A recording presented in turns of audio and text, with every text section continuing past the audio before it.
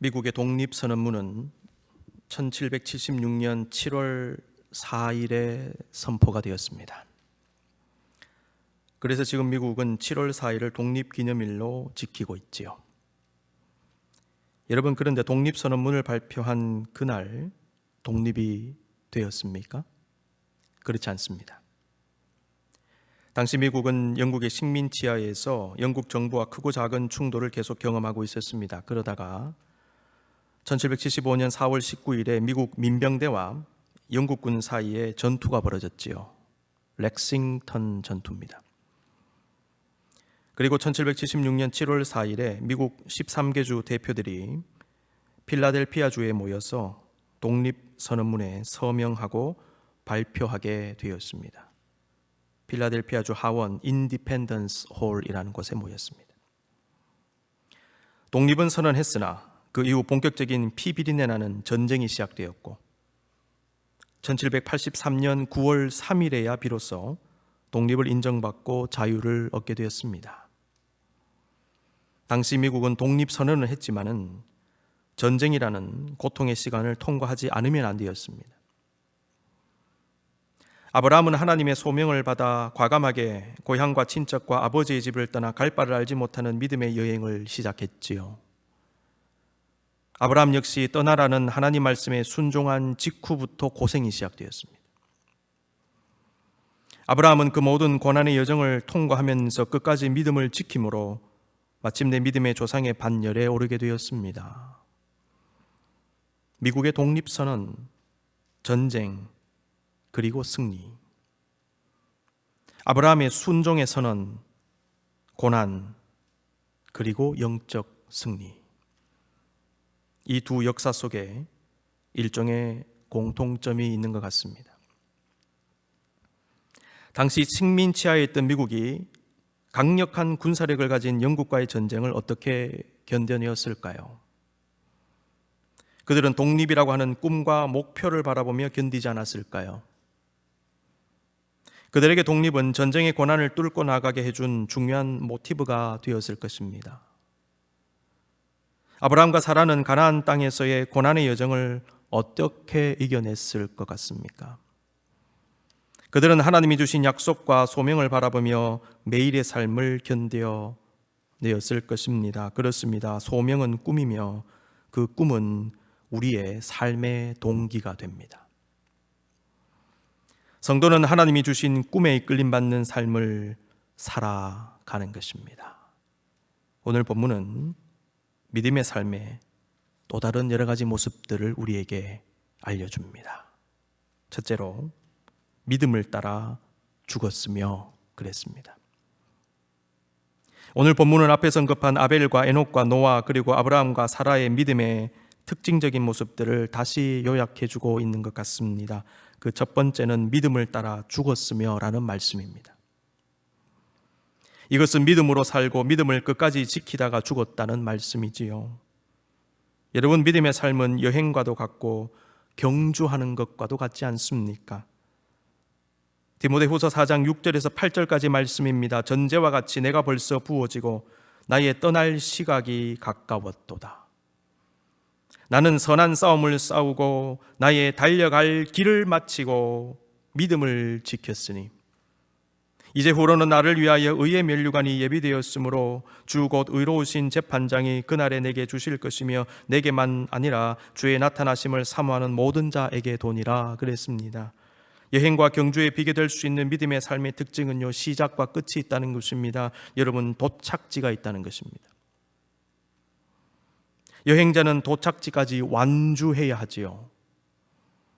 바울은 디모데후서 4장 5절에서 8절까지의 말씀에서 바로 그 점을 강조하고 있는 것 같습니다.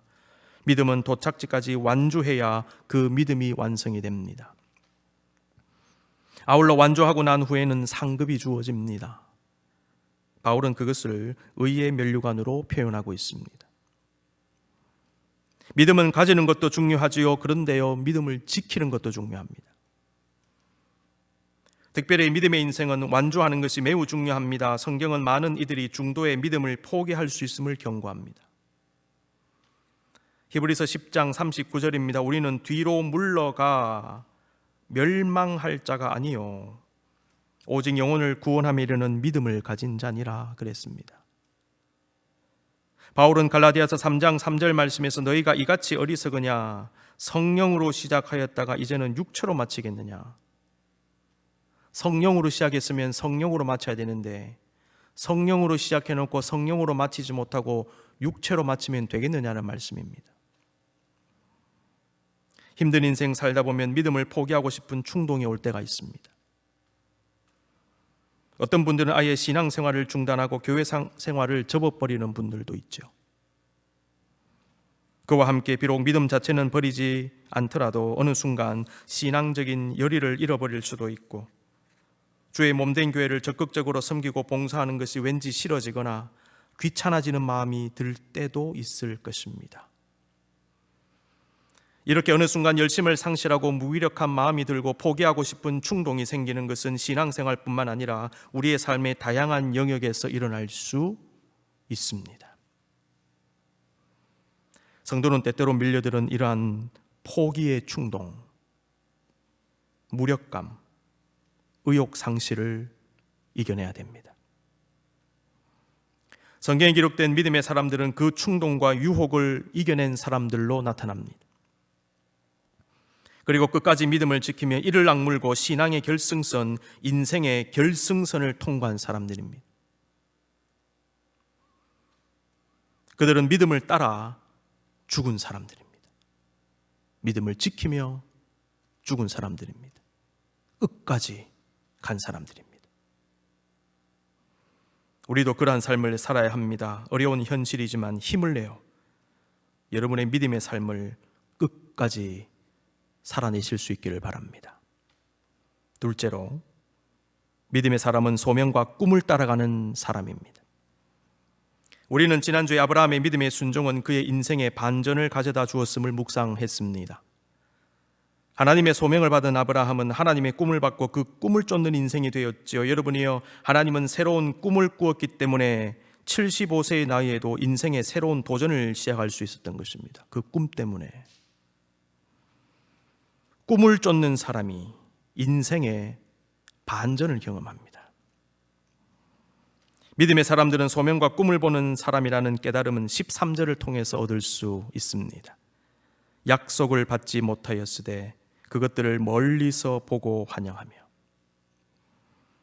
많은 믿음의 사람들이 이 땅에서 약속의 실현을 보지 못하고 죽었지요. 그런데 그들은 그 약속, 하나님의 소명과 꿈을 멀리서 보고 환영했다라고 기록합니다.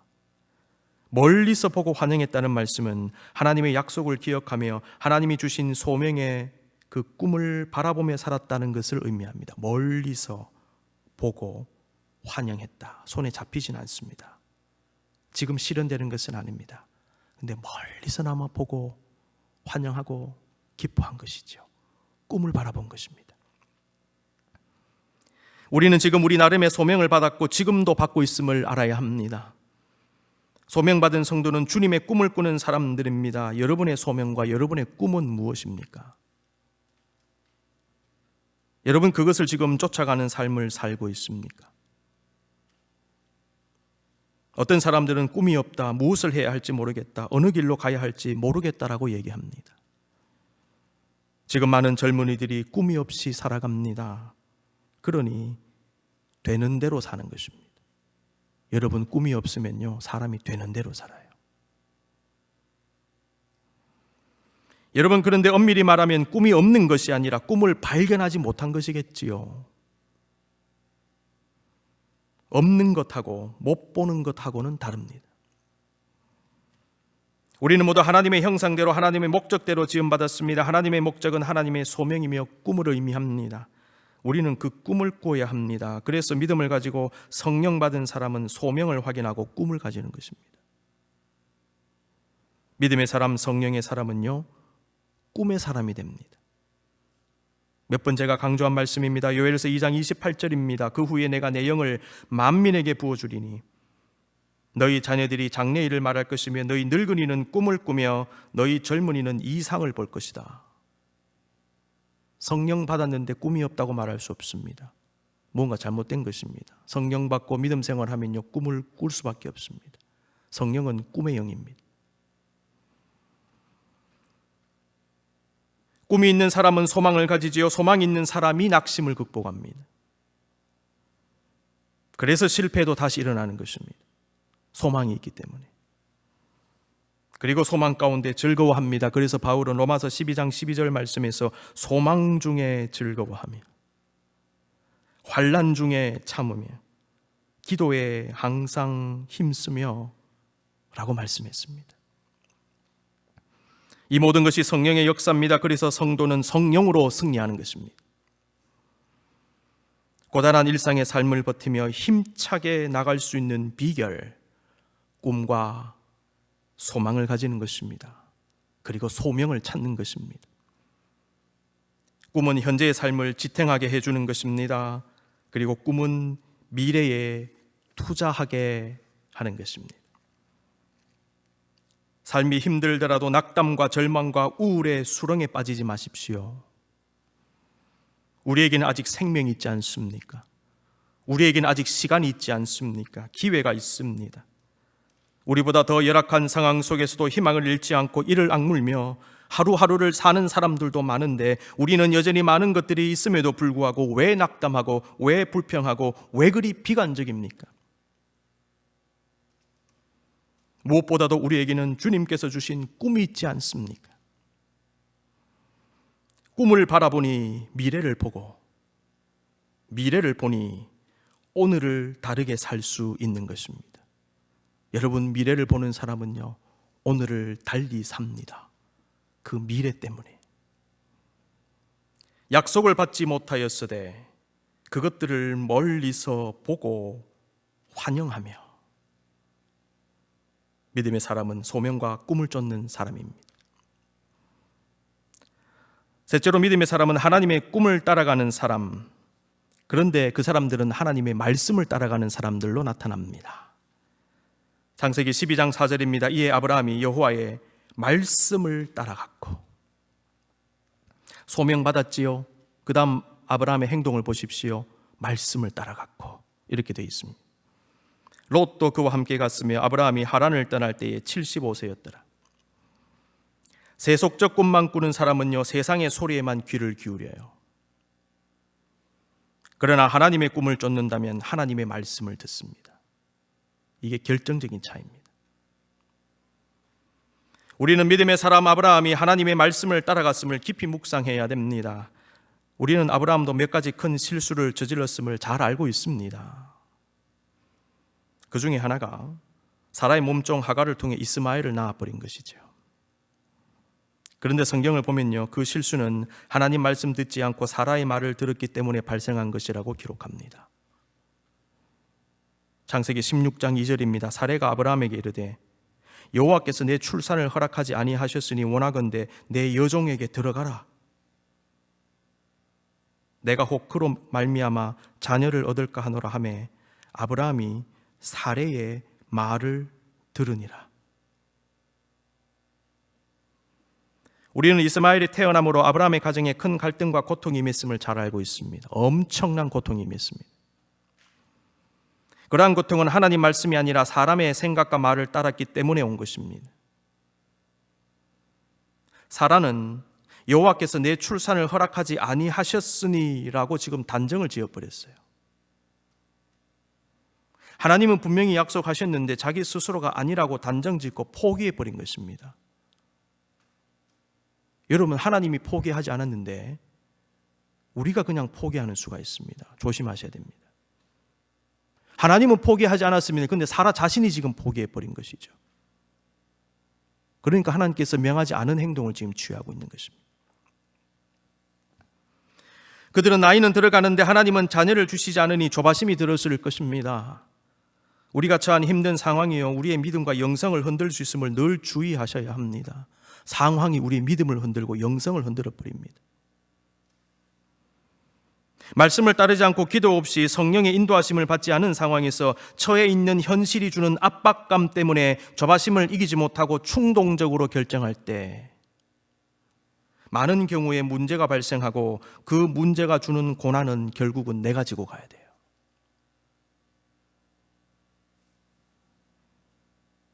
성도는 충동적 결정, 홧김에 분노 가운데 하는 결정, 눈앞에 이익에 눈이 어두워하는 결정, 욕심과 정욕에 사로잡혀 하는 결정을 조심해야 됩니다. 내 마음이 정상적 상황이 아닐 때에는요, 판단과 결정을 유보하실 수 있기를 바랍니다. 평생 후회할 결정을 하지 않도록 해야 됩니다. 아브라함과 사라는 바로 그 부분에서 실수했습니다. 아브라함과 사라는 이스마엘 때문에 평생 후회했습니다. 그 결정 때문에. 여러분, 따라서 가족이 중요한 것 같습니다. 가족은 서로 간에 큰 영향을 주고받습니다. 가족은 서로 간에 긍정적인 영향도 주지만은 부정적인 영향도 줍니다. 아내가 흔들리면 남편이 흔들려요. 남편이 흔들리면 아내가 흔들립니다. 자칫 잘못하면 두 사람 모두 감정적인, 영적인 깊은 늪에, 수렁에 맞을 수 있습니다. 같이. 그러나 둘 중에 한 사람이라도 바로 서면 나머지 한 사람도 바로 설 수 있습니다. 둘 다 바로 서야 됩니다. 그런데 적어도 한 사람이라도 바로 서 있으면 그 가정은 희망이 있습니다. 아브라함과 사라의 경우를 보십시다. 사라가 조바심 가운데 아브라함에게 하갈에게로 들어가라고 했을 때 만약 아브라함이 정신 차리고 사라의 말을 듣지 않고 하나님 말씀 붙잡았다면 어땠을까요? 사도행전 5장에 나오는 아나니아와 삽비라는 하나님께 드리기로 약속한 헌금을 속임으로 심판받았죠. 이들은 마치 부부 사기단처럼 합심해서 죄를 지었습니다. 저는 이 이야기를 보면서 부부 사기단 이런 생각을 했습니다. 부부 자해 공갈단 뭐 이런 것들 한국에서 유행했지 않습니까? 부부가 짜고 부부가 동업자가 되어서 범죄를 저지르는 거예요. 부부 사기단. 얼마나 부부 금슬이 좋았으면 합력해서 죄를 지을까 이런 생각도 듭니다. 여러분, 합력해서 죄 지을 만큼 부부 금슬 좋을 필요는 없을 것 같아요. 좀 싸우더라도 한 사람이 말렸어야죠.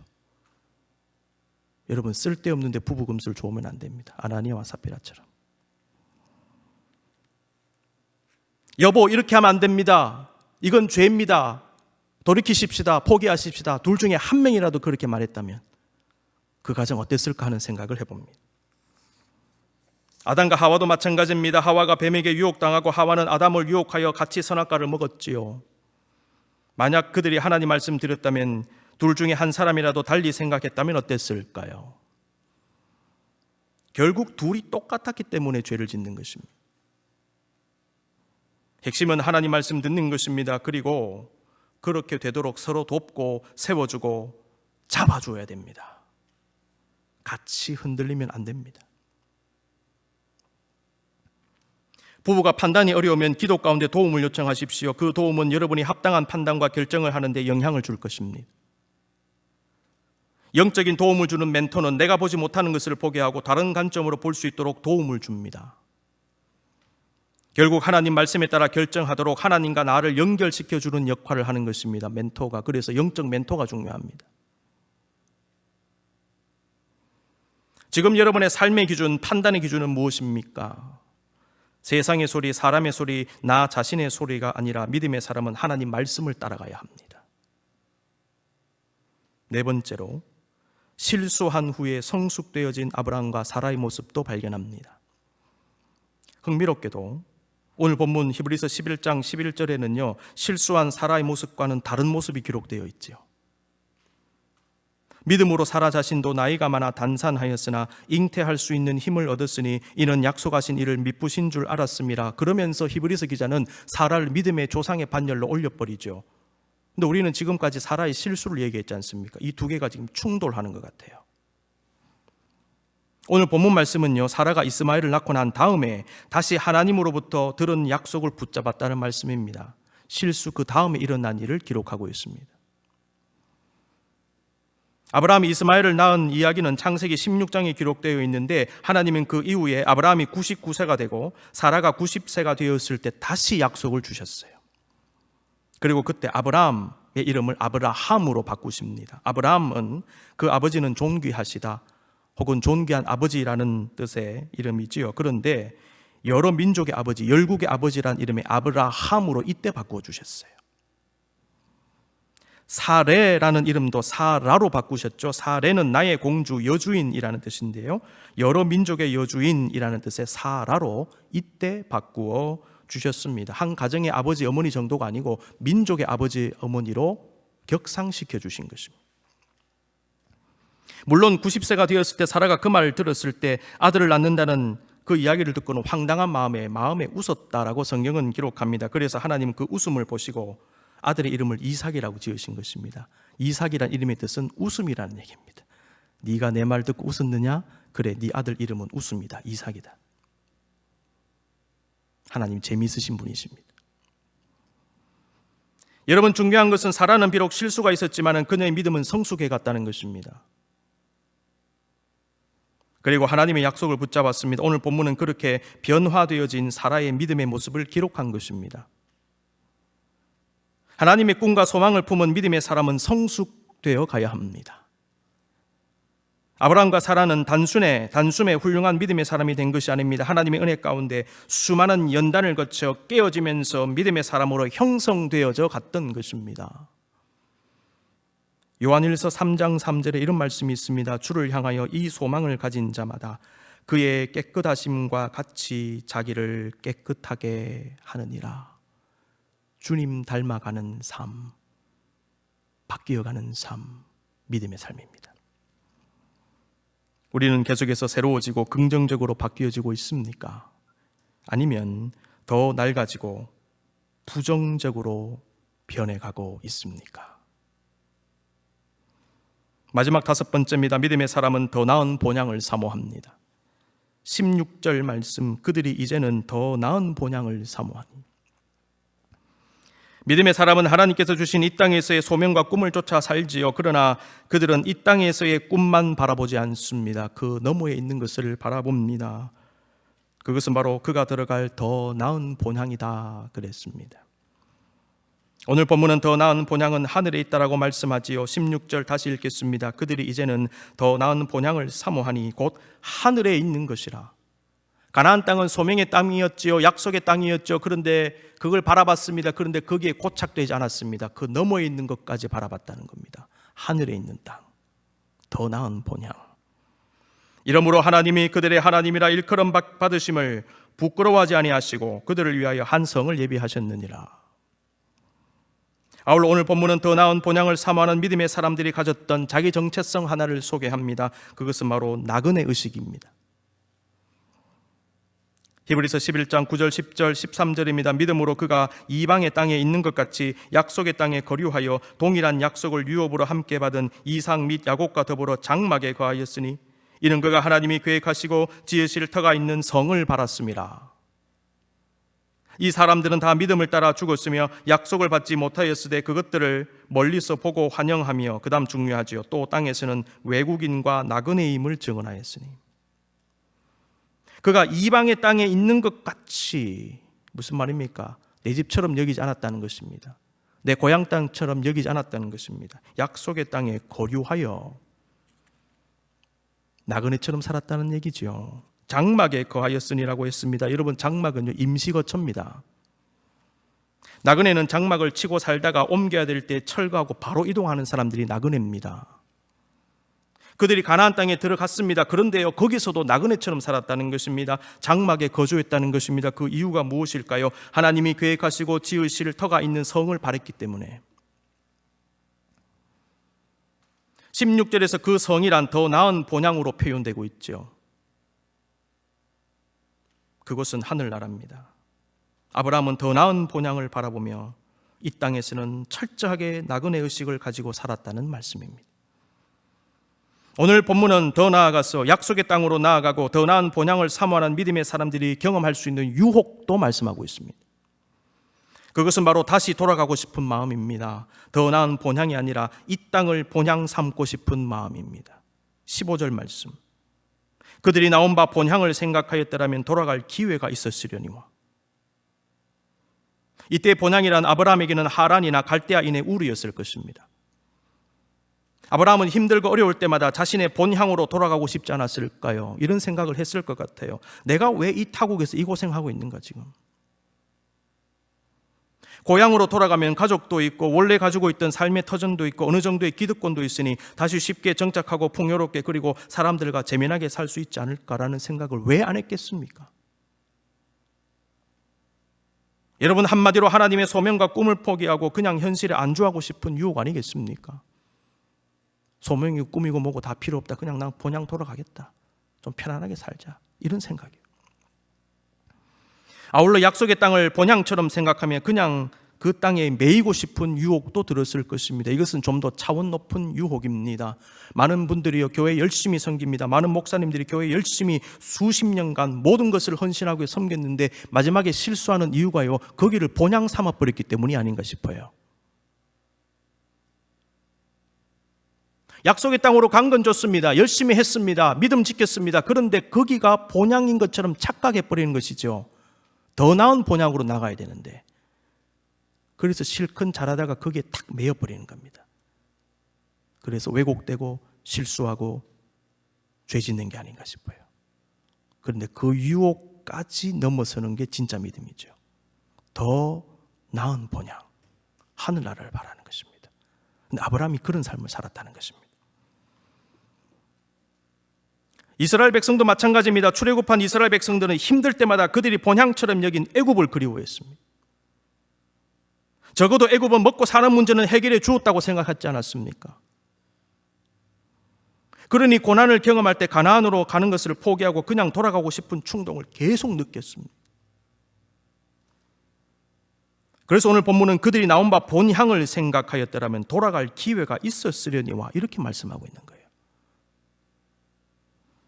그러나 아브라함은 돌아가지 않았습니다. 오늘 본문에 나오는 이삭과 야곱과 요셉도요, 그 여정을 중단하지 않은 것으로 묘사하지요. 그래서 하나님의 복을 생각하며 자녀들에게 축복 기도를 한 것입니다. 하나님의 복을 생각하며. 요셉은 하나님의 약속을 생각하며 죽어서도 자신의 뼈를 가나안 땅으로 옮겨달라고 얘기한 것입니다. 약속의 땅을 생각하며. 그들은 소명의 땅으로 중단 없이 나갔습니다. 무엇보다 이 땅에 있는 본향이 아니라 더 나은 본향, 하늘나라를 바라보며 믿음의 여정을 계속했습니다.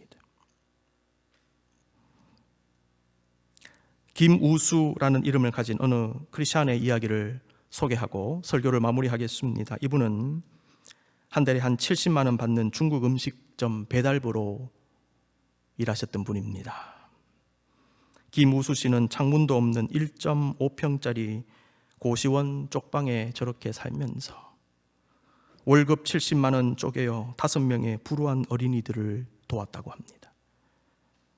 이분은 사실 7살 때 고아원에 버려진 분입니다. 12살 때 고아원을 도망쳐 나오는 바람에 초등학교도 마치지 못했습니다. 가족도 없고 아는 사람도 없이 구걸도 하고 온갖 허드렛 일을 다 하고 막노동으로 힘들게 삶을 이어갔는데 그 와중에 소년원도 다녀오기도 하고 밀린 임금을 못 받아서 안갚음하려다가 감옥살이도 했답니다. 그런데 그 감옥 안에서 자신을 비관하며 낙심 가운데 살던 김우수 씨의 인생을 바꾸는 일이 일어났습니다. 그것은 어린이 재단이라고 하는 곳에서 발간하던 사과나무라는 잡지에 불우한 어린이들의 이야기가 소개되었는데 그 이야기를 읽고서 인생이 바뀌었대요.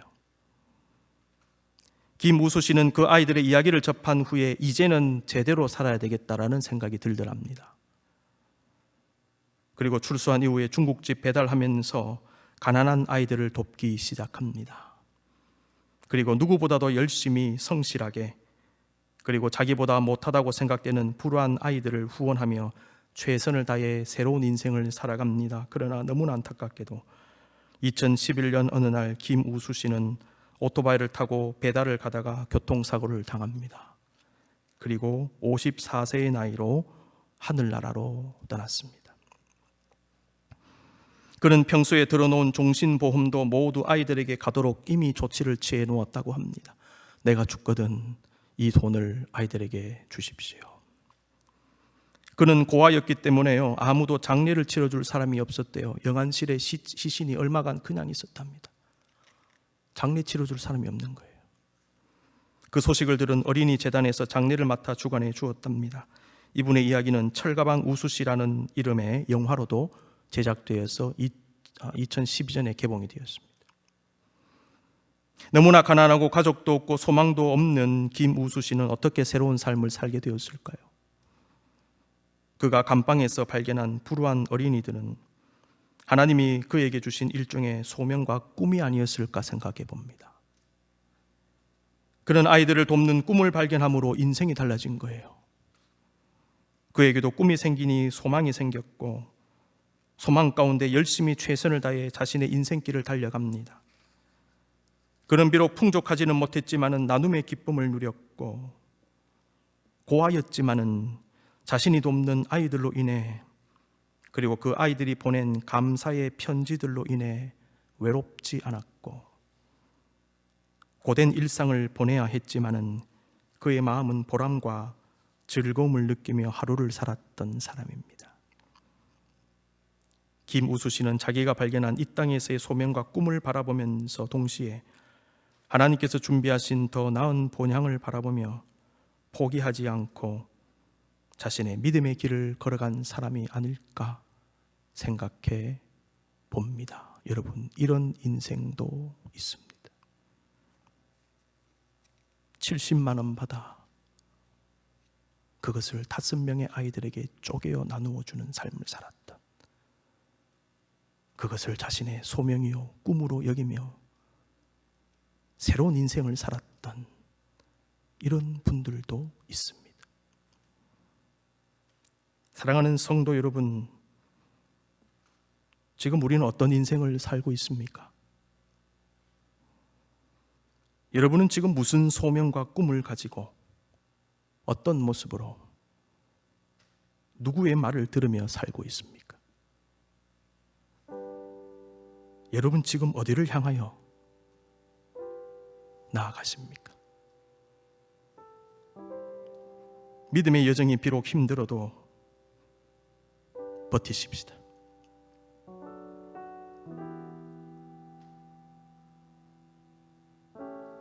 포기하고 싶을 때도 있지만 꿋꿋하게 다시 일어나야 됩니다. 낙심되지만 소망을 가지십시다. 무엇보다 주께서 나에게 주신 소명과 꿈을 바라보며, 그리고 그 너머에 있는 더 나은 본향을 사모하며 믿음의 여정을 마치는 그 순간까지 최선을 다하여 우리의 길을 가야 됩니다. 오늘도 말씀을 붙잡고 믿음으로 결단하며 나가는 우리 모두에게, 더 나은 본향을 사모하는 우리 모두에게 우리 주님의 크신 은혜가 함께 하시기를 간절히 기원합니다.